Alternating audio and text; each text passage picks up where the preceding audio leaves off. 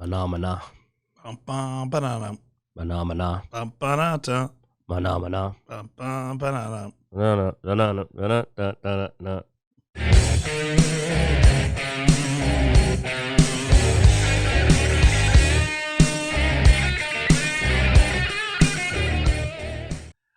Let's see. What else did we get? Well, this wasn't. I think that was the last of the E3. The only E3 stuff we were really covering was Nintendo, because the rest of it, let's just say E3 for Ubisoft most and all them people were just bleh. bombed. I mean, it was pretty bad. I can't believe. Oh, go ahead, Blood. I think Microsoft was the best presentation out of all the E3 events. Although I will say that Metroid is kind of like the diamond in the rough when it came to the other content. But the Microsoft stuff by far, I've pre-downloaded games for 2022 already from Microsoft. So I'm ready to go. Yeah. You know, a good way to put it is that if you owned all, actually, here's one of our perfect examples. Zeno owns a lot of the systems. Like, he owns Switches and all of that. And that, to me, is where you can determine the winner, is that if you owned a, is this Switch the latest one? Switch is the latest one, right? Okay, Switch, making sure. I always get mixed up what the heck Nintendo's on.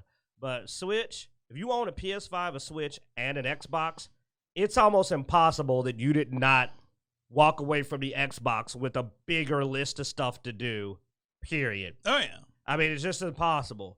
Like, even with me having grown up with Nintendo and being a big fan, they didn't even announce a lot. Like, I'm like, oh, Metroid, that's it. And it's like, they're like, oh, well, you know, they're working on Zelda. And then it's like, go over to, like you said, Microsoft, and I'm like, what? Oh, my God, how many games are on our wish list? We got, like, Ascent, Dark Alliance, Stalker 2, wasn't there a couple of other co-op couches that we at least were going to stick our head in and take a peek at? Few. Yeah, Red several. Fang, Huh? Like Red Fang or Red Fury was another one.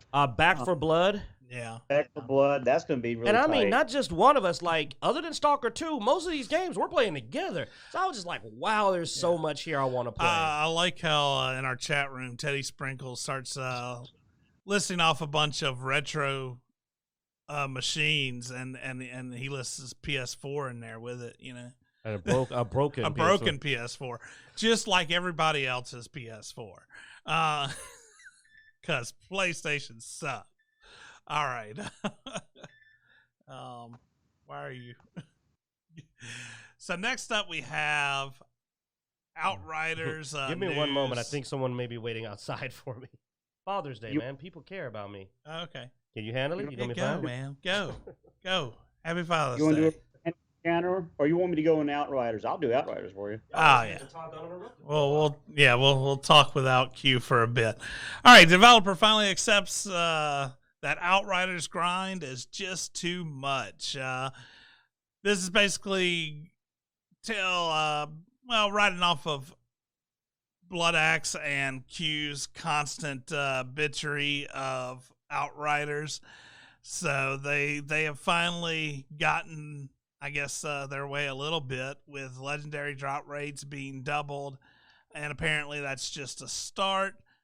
So the next patch for Outriders is going to include higher drop rates for legendary.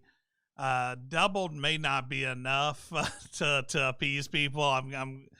But they're also changing up apparently some of the luck system and stuff like that to make sure that players should no longer experience very long droughts without a legendary item during in-game content.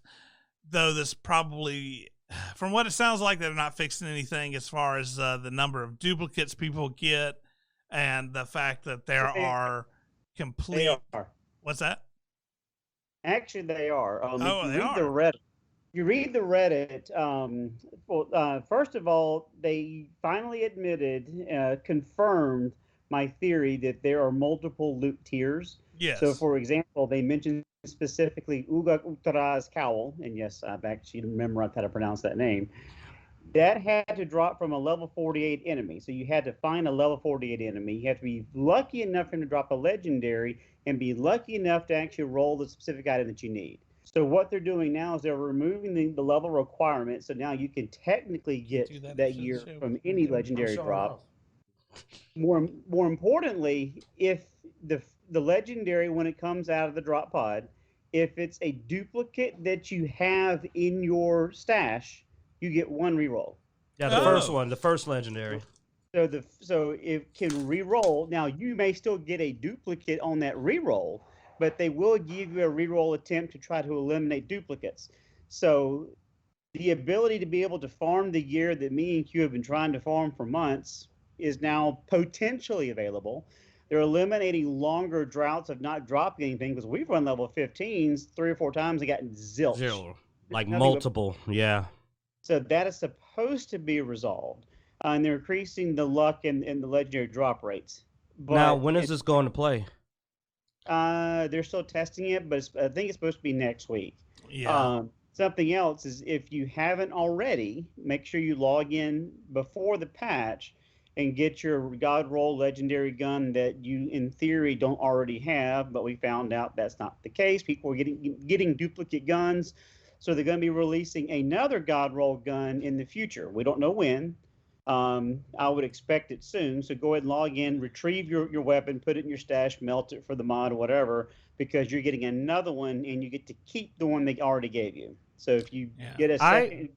I did mine, and I do want to give this to them. I got a gun I didn't have. I didn't need it, but I actually got a gun that I never received. Yeah, I was about to say, I got one that I did not have as well, and it was crap. Yeah. I got a sniper with Plague Swarm or something. I'm like, seriously? Yeah, I got a pump action shotgun. I got a friggin' shotgun for my friggin' Technomancer. I'll trade I literally have the trait that says I'm supposed to get effort assault rifles. I still got a goddamn shotgun. Every time they've given me a gun, it's been a shotgun. I'm not joking. It was a guillotine last time. All I get is goddamn shotguns on my Technomancer. Who the fuck is using shotguns with their Technomancer? All right, so you every friggin' time, though. Screw you. This is annoying. A shotgun on the Technomancer. If right. I get a third shotgun on this next patch, I'm gonna go on your Twitter and pitch a bitch, because I've gotten a shotgun on my Technomancer every time so far. And if I get a third shotgun, I'm gonna tell people where the hell they can fly. You know what I'm saying? I'm gonna throw a fit. Oh. Now this was sort of interesting. It's somewhat E3, somewhat just interesting. But we talked about Battlefield 2042 last Sunday as part of the Microsoft, and to tell you how much Microsoft won, is that Battlefield 4, which from people I know that play Battlefield said it was not a good Battlefield. Because Battlefield 2042 trailer looked so good, it actually caused EA to have to open up more servers for Battlefield 4 because people were coming back to Battlefield 4 to get ready for Battlefield 2042. Get their skills up. They were like, let's get in here and practice so we can be ready. So I thought that was a interesting tidbit. I thought that was pretty cool. I mean, you got to think, not that long ago, the Battlefield 5 teaser or whatever dropped, did nothing. Nobody cared. Of course not. It was Battlefield 5. It looked like crap. Now, my theory is that Battlefield 2042 is still going to suck because it's EA, and it's just going to disappoint a lot of people. But here's hoping. I'm hoping, but we got to remember, and yeah, I'm going there. Remember, they tried to get into that whole Last of Us 2 style thing of talking bad to the customers and telling them where they can go, and if you don't like my game and don't play it. Yeah, okay. Battlefield 5 felt the bang for that. Yeah, I mean, yeah, people forget that I remember. I watched them stuff. Battlefield 4? Yeah, well, it's Battlefield 4. Yeah, Battlefield 4 felt a lot of bang. They lost a lot of face because it turns out telling your customers to go screw themselves is a bad business move. Who knew? Oh, wait, every person ever born that ever owned any kind of business. So hopefully 2042 can save them, because despite the trash we talk here, we don't really have any problem with anybody. We talk a good game. We'd rather have good games. I'd rather EA become a viable gaming company. I don't know if that was Battlefield, because Battlefield 4 came out in 2013. Well, if Epic went out of business, I wouldn't cry. But like EA, I'd like to see EA, because of the licenses they have, start making better games. I would much prefer they cleaned up their act. So maybe 2042, it looked good. I mean, it caught my attention. I don't play any Battlefield games, and I was even like, that looked kind of exciting. I was like, all right, that looks smooth. And I hate vehicles, but the cool part is that Blood Axe loves them, so it can be something for everybody. Blood Axe will jump in one of those planes and tanks, or Hanks have a good day. Me, you know me, I'm a Halo type player. I'm going to be swinging around. I want to shank some people, and them shanking animations look good. They put them on the ground. You saw they get them on the ground? I love it. To me, I love bringing a knife to a gunfight. I'm a maniac. I don't care. If it's got mechas, I'll play for sure. I love me some mecha games. It looks like it has a lot of vehicles, but not a lot of They looked good too. Like they showed some of the HUDs. It looked cool. But like I said, I'd rather run up on a vehicle with a tank buster. That's one of the things that I really like about Game Pass is the way they release certain games. They actually released MechWarrior Mercenaries 5. And anyone that knows me I grew up on BattleTech before I played D&D. And I've got a lot of videos on our YouTube channel of me playing the campaign in MechWarrior. So if Battlefield's got mechs, I'm game. But if it's just vehicle combat, It's 2042. I doubt they're going to introduce mechs just yet. That's going to be the future warfare line. There was a game that actually had mechs in the trailer, but I can't remember which one. I think it's Future Warfare. I think it was like Future Warfare or something. And I don't know if that's Battlefield or Call of Duty, but it had a lot of advanced tech. The new new Bethesda game, Starfield had mechs in it. It had robots. Well, it looked like a mech. I mean, it waved. That was because it's a robot. It's more of a solo game. Could just be a big robot. It could also have been a mech. Shut up. Anyway, all right. That's the last of our topics we have. I think we're going to do our Father's Day special tribute now with our top fathers from video games, anime, or cartoons. And I think I'll let the actual fathers go first. So you and Blood Axe and Q. Blood Axe, you. I don't want to steal from you, so I'll let you go first. It's all right if we overlap. So Blood Axe is the father of many. So I got 4, but I'm only going to pick 3 fathers. So there's in the 3 I had. There's biological. There's father figure. And there's more of the father protector. So my top father protector is the Big Daddy from the BioShock series. I mean, his goal was to protect little sisters. So that was his main thing. And I think we were discussing even before the show that that's actually one of the better ones to choose. Not biological father, but definitely a protective father figure. My top father figure overall has to be Charles Xavier with his school for the gifted children. But he was a horrible father. Well, he helped people understand themselves. He helped them. Unless you're Spider-Man. Our Legion. That's different. Or Legion. Oh God, Legion. Oh yeah, yeah, Legion. That kid up. But I mean, look at Cyclops. He helped him control and learn to harness his powers and be able to use it. And there's the whole Dark Phoenix saga. That's a different story.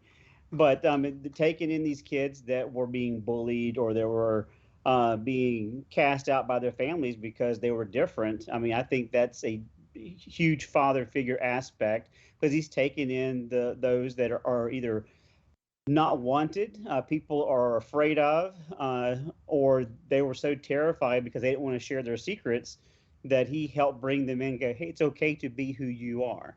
So that's, I think... Rogue. And he shouldn't have. Rogue is freaking... I love Rogue. She's one of my favorite X-Men, but she is dangerous.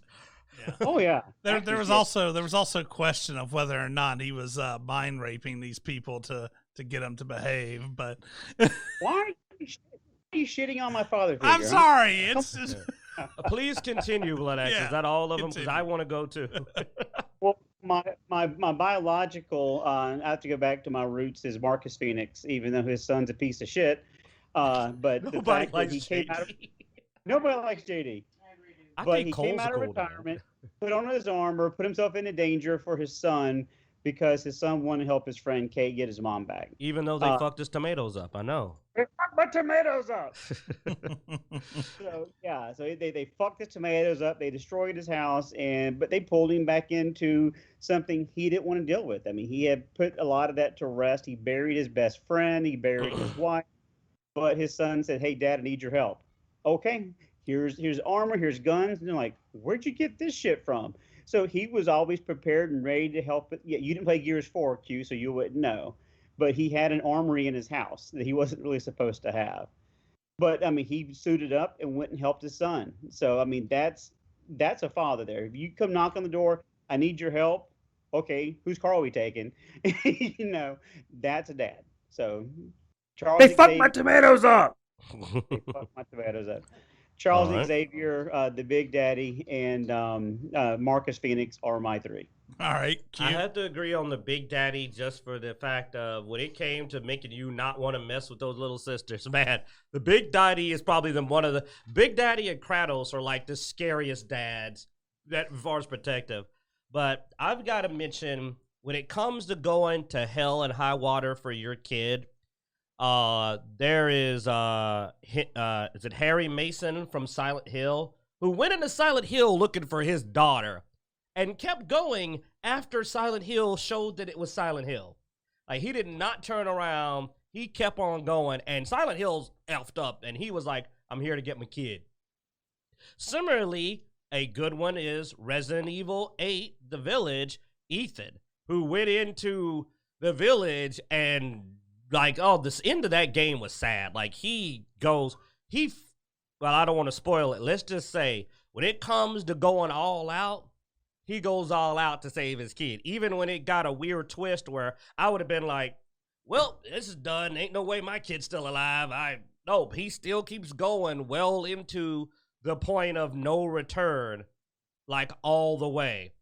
And, that just really made me go like, these dads ain't screwing around, man. You know what I'm saying?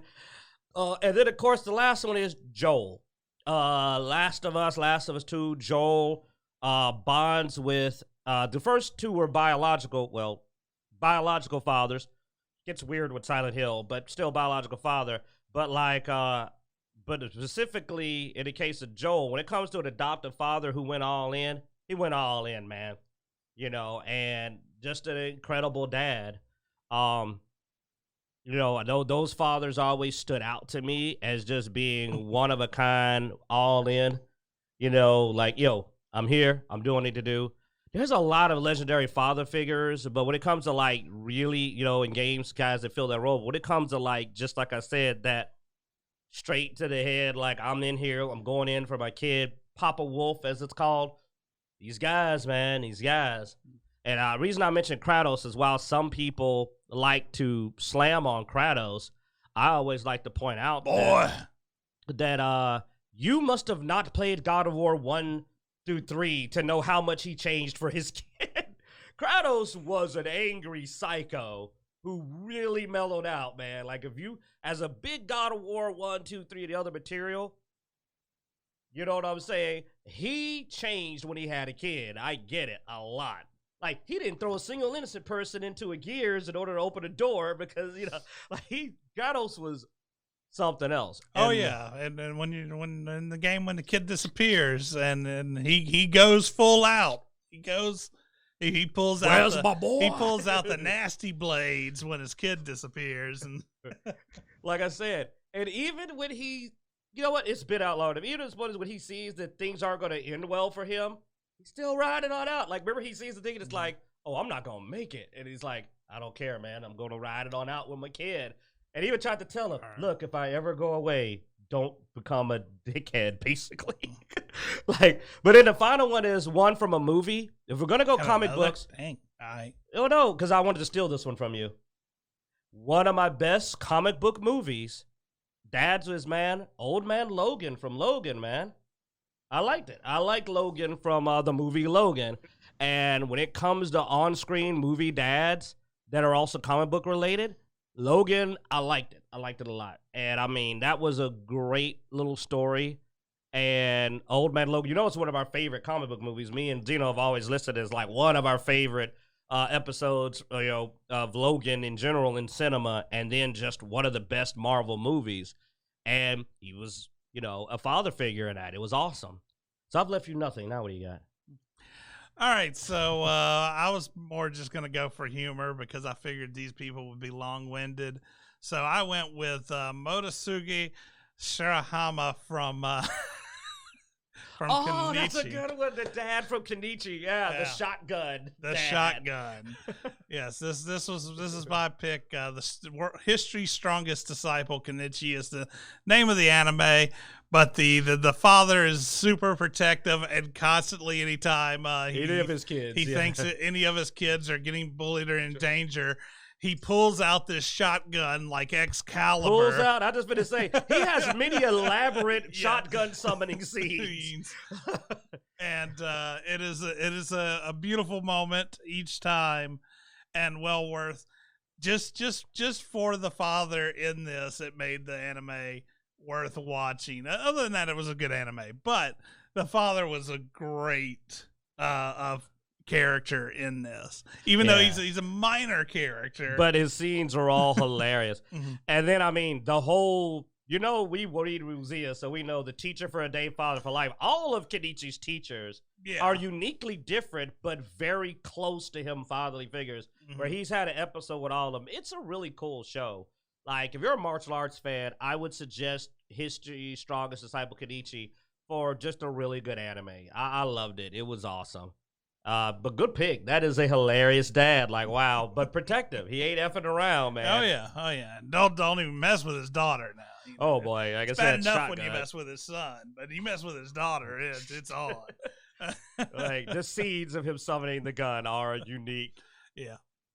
But all right, well, that's going to wrap up this week's episode. We hope all you fathers out there have a wonderful Father's Day. And for everybody else, please be sure to like, subscribe, all that good stuff. Go to YouTube, hit the notification bell so you get notifications of all the videos going up. Blood Axe has been doing a lot of pulling interviews in for us and some gameplay, all that good stuff. And all that's on YouTube throughout the week. He also sections it up throughout the week. So if there's you don't have time to watch the whole thing, you want to watch a specific section, he's been making sure to get those sections out there to make it easier to watch. One more video game one. I just forgot. I can't believe it. Which one of the Belmonts was that Blood Axe that, like, the whole game is Dracula kidnaps his kid and he storms the castle raising hell? Wasn't with Simon, was it? No, that was with Trevor, I think. Was it Trevor? I remember, like, one of these Castlevanias, I think it was one of the Game Boy ones, was him just going, "You took my kid. I'm about to whoop this whole castle's ass." I think it was Trevor. Yeah, because it got kind of sideways when it went to PlayStation, because after Nintendo didn't do them anymore, I didn't keep up as much with it. But the Belmont family as a whole, I think, is a pretty legendary line of heroes, especially from that vampire genre. So much to the fact that my boss, whose last name is Belmont, I have more respect for him just because of his last name. Well, I just remember that one of the games is just a plain Papa Wolf rampage of Dracula's like, "I took your kid. Oh, crap." It's like he just comes raging through and just, like, stomps his way through the castle. Saves his kid alive. One of the few times that Belmont, like, gets somebody out of the castle alive, because, unfortunately, the rescue record's pretty bad. Yeah. But that was one of the ones that I remember. Like, he just went in there like, "You took my boy, now it's personal." That was awesome. All right, yeah. So be sure to check out Dicejunkies.com, where you can find links everywhere we are online: Twitter, Twitch, Instagram, all that good stuff. Con season's coming up, so hopefully we'll start going to cons again, see how that pans out. I mean, I know there's still a lot of restrictions out there, so we don't know exactly how things are going to go, but we're definitely going to try. But all right, guys, as every week, we hope you enjoy.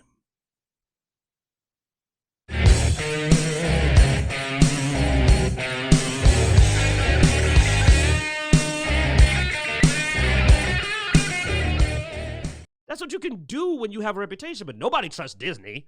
Did Disney tell you something, you're going to immediately go, "Let me go check that." Or I'm sorry, I shouldn't say them in particular. Large corporations that have not fostered a trustworthy reputation, you don't immediately believe what they say. They don't have your trust. You doubt them. You double check them. When a movie comes out from these big companies, I'm sorry, go ahead. No, you were going to be quick. Remember, I just wanted to remind you. Yeah, I'm done.